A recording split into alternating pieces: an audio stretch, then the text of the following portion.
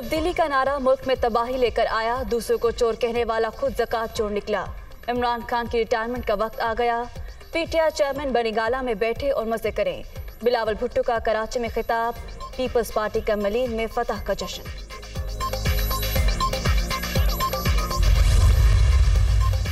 मुल्क की तरक्की के लिए मिसाकी मईशत जरूरी, घबराने की जरूरत नहीं। पाकिस्तान किसी भी सूरत डिफॉल्ट नहीं करेगा। इमरान खान को जाती मुफादात की सियासत तर्क कर देनी चाहिए। वज़ीर खजाना इसहाक डार की इस्लामाबाद में गुफ्तगू।